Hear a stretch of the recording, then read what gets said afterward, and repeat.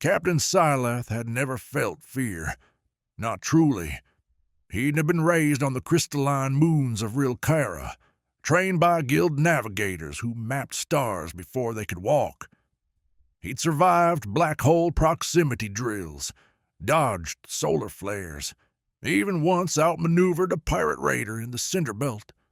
But now, as the edges of his star map fizzled into static and the stars themselves seemed wrong, fear crept in. "This can't be right," he muttered. The nav system spun uselessly, trying to resolve coordinates. His sleek guild vessel, Stellar Whisper, drifted through a sector marked only by an old phrase in red. Zone null, prohibited, all contact lost. To most in the Galactic Concord, this region was legend, a void of failed expeditions. Superstition called it the end of the galaxy, a place where technology broke, ships vanished, and no signal ever returned. Silath had scoffed at the stories, until now. His emergency beacons weren't working, shields sputtered, gravity rippled unpredictably. Even the ship's AI began to slur, repeating phrases as if scared. Then something appeared on the sensors. Faint, massive, stationary. A structure, ancient in design, shaped like an iron blossom. It floated dead center in the void, completely unmarked in Concord archives. No insignias, no languages, no transmissions, except one. A voice, sharp and calm, pierced the silence over an unknown channel. "Unidentified vessel, you have entered controlled human sector 9. State your distress and prepare for guided recovery." Silath froze. "Repeat," he whispered, disbelieving. "Human sector? Humans?" But they were extinct, lost generations ago after the collapse of the Terran lineages. Everyone knew that. Their last signals vanished beyond the galactic rim. No known species had been there since. The voice spoke again, clearer this time, with the cadence of an old Earth accent. "Welcome to the Fringe. This is Search and Recovery Vessel Roosevelt. We have a lock on your position. Do not panic. We'll bring you in." Against his will, his ship began to drift, not pulled by force, but guided by what felt like gravitational finesse, far beyond known tech. Light unfolded around the alien station like petals. Landing bays opened. Warm, artificial gravity embraced the Stellar Whisper. Silath could only stare. Aboard the station, he was greeted not by legends, but by humans. Real ones. Worn uniforms, scarred armor, strange badges with acronyms he didn't recognize. UHL, IRF, GeoSec. One of them, a tall woman with gray streaks in her dark hair, offered him water. "You're lucky we were monitoring the breach sectors," she said. "Your kind never makes it this far." Silath swallowed hard. "I thought this place was cursed," she smirked. "To the rest of the galaxy, maybe. To us, this is just home." As he was led deeper into the station, through gravity-manipulating corridors and chambers, buzzing with technology lost to history, Silath realized something chilling. The galaxy didn't know what lay beyond its borders. It hadn't for a very long time. But the humans did, and they had never left. Captain Silath had expected interrogation, threats, maybe even vivisection. Instead, they gave him tea. The humans called the place Outpost Jericho. It was massive, a relic and a miracle of engineering. The outer hull was etched with a patina of micro-impacts, signs of centuries exposed to the vacuum. But inside, it thrummed with silent power.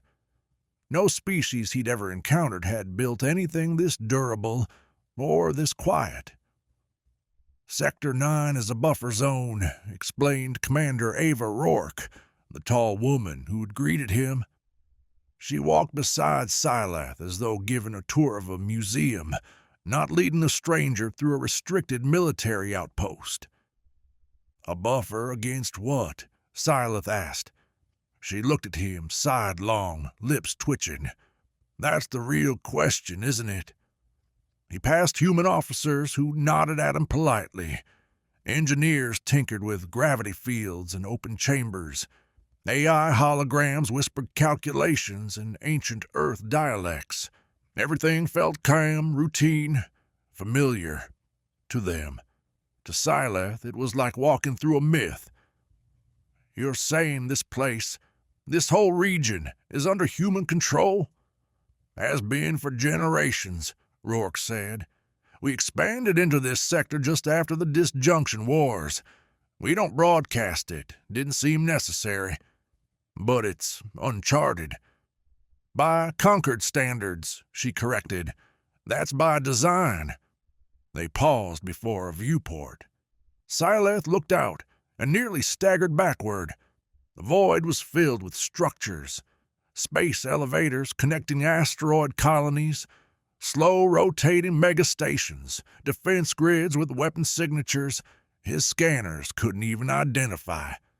Ships shaped like daggers and suns moved with impossible precision. It wasn't just a few installations. It was an empire, hidden in the dark. Why hide this from the galaxy? He whispered. Rourke didn't answer immediately. Then she said, because the galaxy isn't ready. She walked him further, into a room lined with memorial plaques.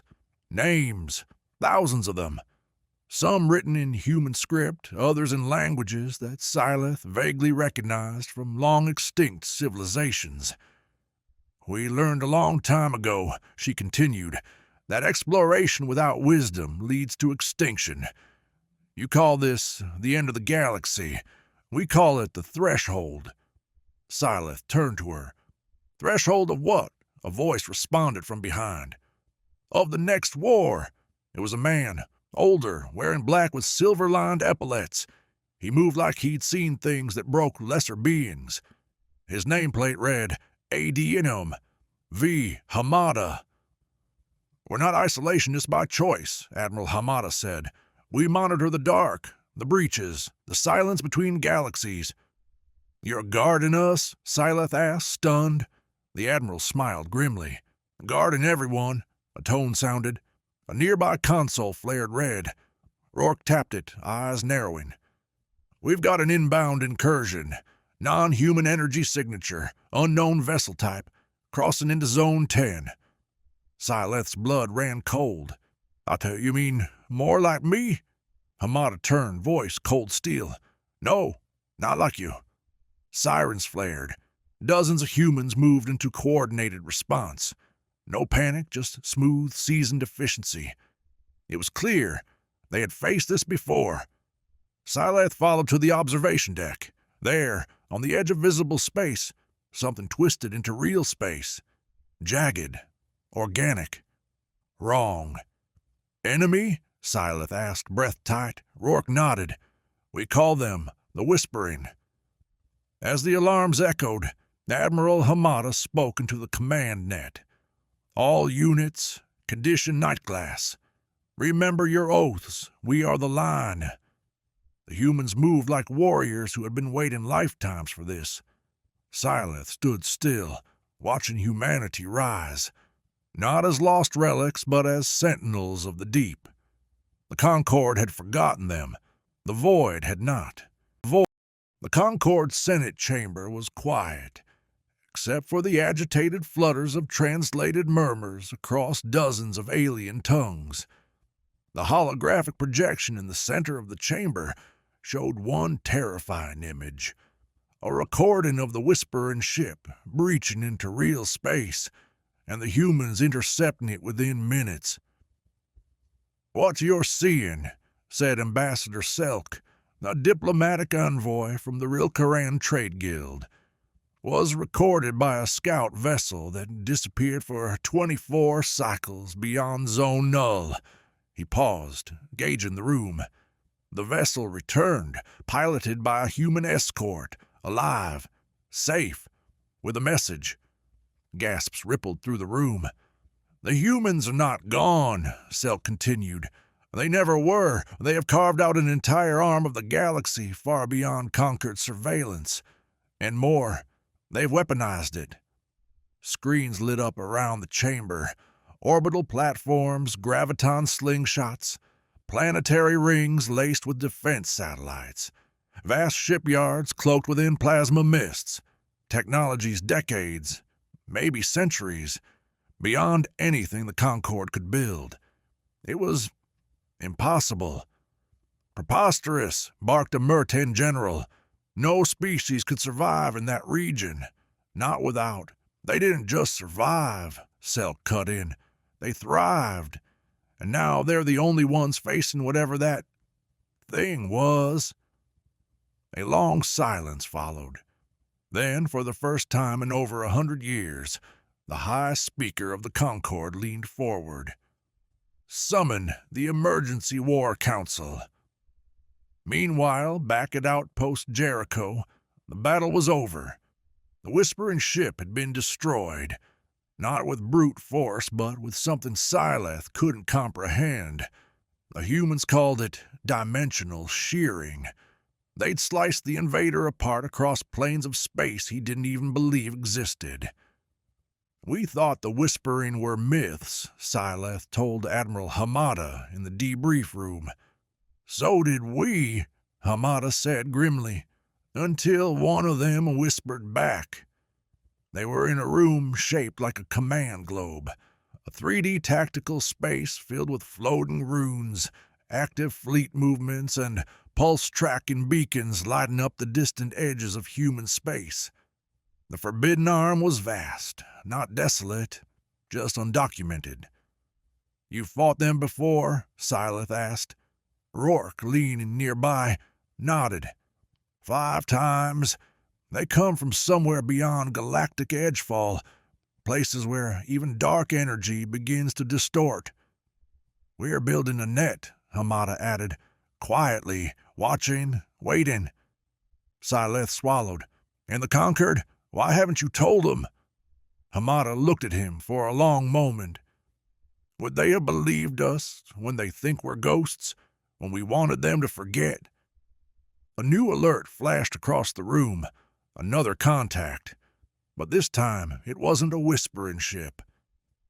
It's a Concord diplomatic vessel, said an officer. They're requesting entry. Rourke's brow rose. Well, that was faster than expected. Syleth watched as authorization protocols snapped into place. Layered, intricate, overwhelming. It dawned on him again. The humans were never out of the loop. They just chose when to speak. Minutes later, the diplomatic envoy was brought aboard. Dozens of representatives from the Galactic Concord, eyes wide, postures nervous. The first thing they said, "We thought we'd lost you."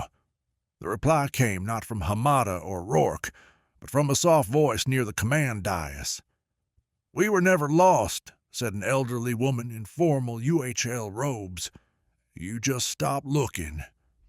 And as the Concord delegation stared in stunned silence, the old woman gestured to a stellar map projected behind her. Hundreds of human systems spanning the dead zones of the galactic edge, blooming like stars in a long forgotten constellation. "Welcome," she said, "to the frontier." The delegation chamber aboard Outpost Jericho had no grand podiums, no dramatic uplights, no pretense of superiority, just a single round table. Around it sat the representatives of the Galactic Concord, and the humans they thought were dead. Admiral Hamada broke the silence first. "Let's be clear, we didn't invite you here to rejoin your club. This isn't a plea, it's a warning." The holographic map in the center shimmered again, expanding to show vast reaches beyond even the human-established border. "This is what's coming." Flickers of dimensional distortions pulsed at the edge, anomalies, fractures in space-time. They twisted around themselves like wounds in the fabric of reality. At the center of one, a massive structure coalescing out of dark matter and antimatter signatures. "The Whispering are architects of entropy," Rourke added. "They don't conquer, they erase. They've already consumed 3 minor galaxies beyond the local cluster," Hamada said, tapping a control. "And they've learned to avoid us." A pause. "They're evolving." The Concord representative sat frozen. Even the usually brazen Mirtan general was silent now. "We always wondered why you disappeared," murmured a Concord scholar, his feathers slightly fluffed in disbelief. "But we assumed you destroyed yourselves, or fled the dark." Rourke's gaze hardened. "We became the dark." She stepped forward and pointed to the map again, highlighting corridors of hidden hyperspace routes, defense bastions cloaked in artificial nebulae, human listening stations embedded into asteroid fields like predatory insects. "You labeled it the end of the galaxy. We labeled it ours, not out of ego, out of duty." The silence was broken only by a new signal, a live feed, real time. From the edge of Zone 11, a whispering Leviathan breached through a distortion node, larger than anything seen before, covered in writhing geometries that didn't follow physics. It emitted no energy, no mass reading, only a pulse that shook every system on the station. Even Syleth staggered. "Contact at 470,000 clicks," a tactical officer reported. "Direct course toward Jericho." "Mobilize sectors Hadrian, Marduk, and Vale," Hamada said calmly. "Activate Black Sun Protocol." Within seconds, over 70 ships launched. Fighters, frigates, cruisers. Some bore markings of ancient Earth militaries. USS, IRN, Sino-UN. Others were newer, unified under the sigil of the UHL, United Human Legacy. The Concord reps gasped. "You're activating war fleets." "We never deactivated them," Rourke replied. The observation deck filled with the soft hum of war. Silent determination. Engines warming, minds linked, AIs preparing simulations. Humanity didn't march to war. It flowed to it, like it had rehearsed 1,000 times before. Syleth looked out at the galaxy he once thought ended here. No, it began here. "You're not fighting for conquest," he whispered. Hamada nodded. "We fight to give you time, to wake up, to understand what's coming, because next time, we might not be there to intercept first." One of the Concord delegates stood, trembling. "Then let us help." The Admiral looked him over. "Then learn, listen, follow. We don't need heroes. We need allies who don't run when the stars scream." The Leviathan breached closer, and humanity moved, not as scattered remnants, not as myths, but as keepers of the last light. As the fleets departed and the void trembled, Syleth felt it down to his bones. The humans hadn't abandoned the galaxy. They'd been guarding it all along, and now the galaxy had come home.